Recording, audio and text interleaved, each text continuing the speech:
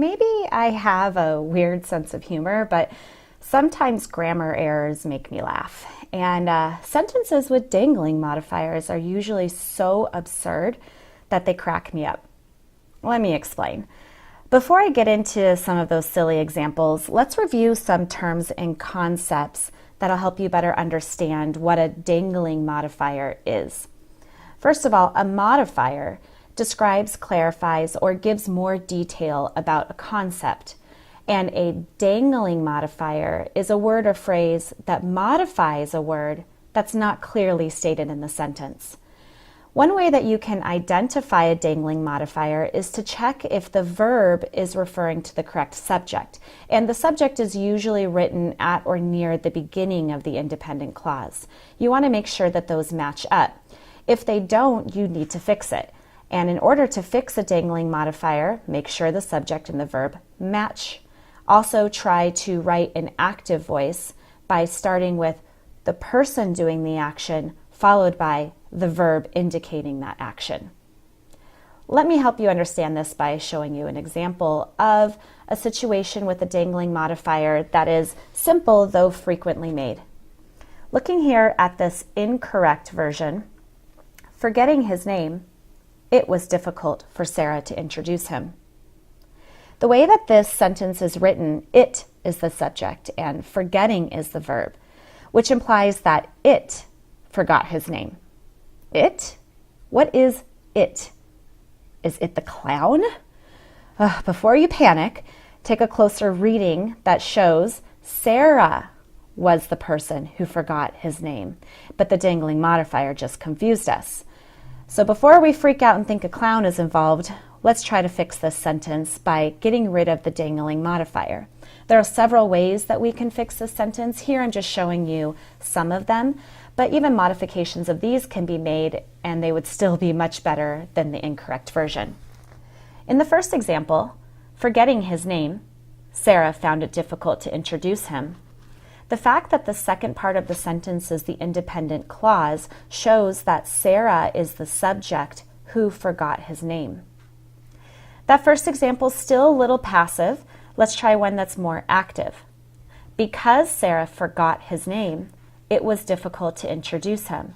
Now I have the person doing the action, Sarah, followed by the verb indicating that action, forgot, close together, which is much more of an active voice. Even then, it's not the very beginning of the sentence, so we can get even more active than this, like we see in the next example. Sarah found it difficult to introduce him because she forgot his name. Now I have active voice here with Sarah found and active voice here with she forgot. This sentence is totally an active voice. The last example, it was difficult for Sarah to introduce him because she forgot his name.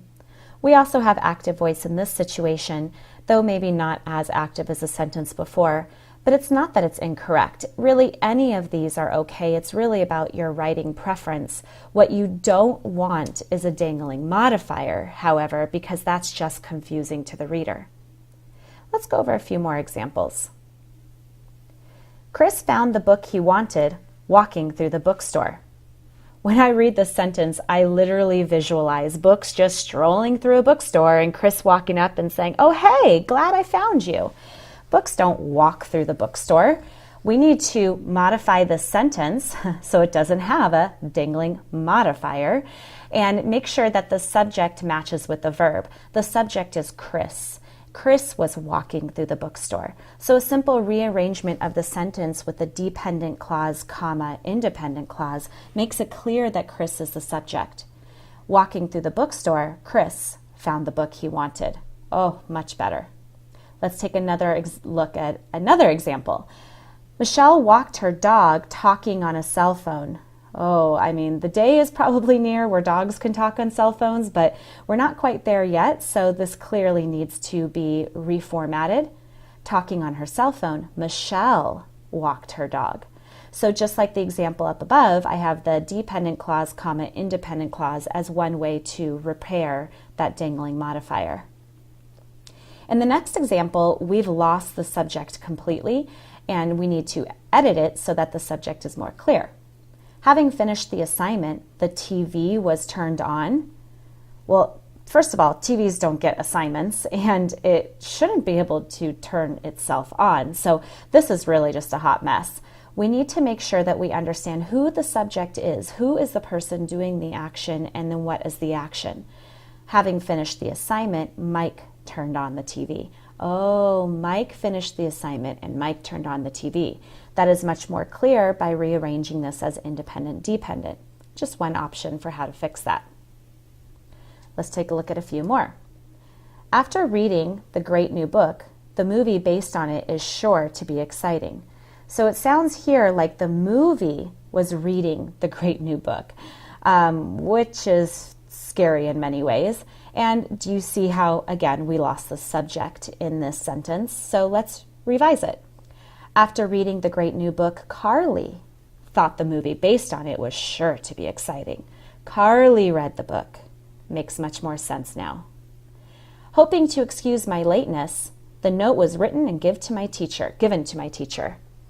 That is pretty passive, and we also have that dangling modifier, which makes us think that the note was hoping to excuse the lateness, and how can an inanimate object like a note hope for anything? Let's revise.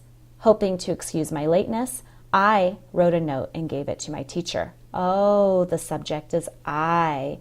Makes much more sense. In the examples I've given you so far, we've had a dependent clause, comma, independent clause, but that's not the only way to repair this. Let's take a look at a couple of more examples. To improve his results, the experiment was done again. Well, the experiment seems to be the subject in this dangling modifier version of the sentence. Let's fix it.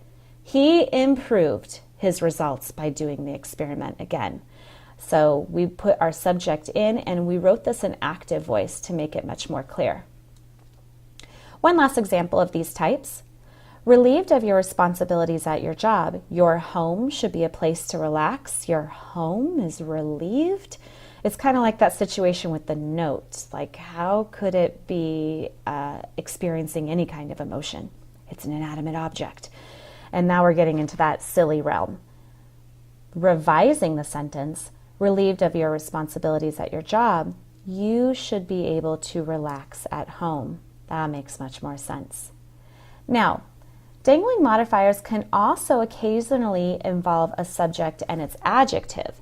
And when it's incorrect, these are usually already written in active voice, but the adjective is not referring to the correct subject. So similar to the examples we had before where the subject and the verb didn't match, we can also have dangling modifiers where the subject and its adjective don't match. Let me show you. Impressive in size and beauty, people have admired the Grand Canyon for centuries. It sounds as though it's saying people are impressive in size and beauty, which can be offensive to some people. Really, what is impressive in size and beauty? It's the Grand Canyon. So we need to rearrange the independent clause of the sentence so that that's much more clear. Impressive in size and beauty, the Grand Canyon has been admired by people for centuries. Much better. Terrifying to watch, Mindy covered her eyes during the horror movie. Mindy is terrifying? Well, she might be, but that's not what the sentence is trying to say. It's really the horror movie that's terrifying. Let's revise. Mindy covered her eyes during the horror movie because it was terrifying to watch. Now it's much more clear what's going on in the sentence. Interesting because of its relevance, Jeremy turned up the volume on the podcast. Jeremy is interesting? I mean, he might be interesting, but that's not the subject of this. That's not the purpose of the sentence. Really, the subject here is not Jeremy. The subject is podcast. So let's make that clearer. Jeremy, finding the podcast interesting because of its relevance, turned up the volume. See here we have an interrupting clause. That dependent clause is interrupting the independent clause, but it's fine because we are fixing that dangling modifier and making podcast more clearly match with its adjective of interesting. So while dangling modifiers can make nerds like me laugh, they are grammatically incorrect and often do send the wrong message to the reader. And so you do want to modify them in one of these ways, just making sure that the subject and the verb match, or the subject and its adjective match in every single case without any confusion, even though the confusion can often make us smile. I'll have a link for this PDF in the notes below this video, as well as some other links for related grammar topics and tutorials that you might find helpful and interesting and maybe even a little bit silly.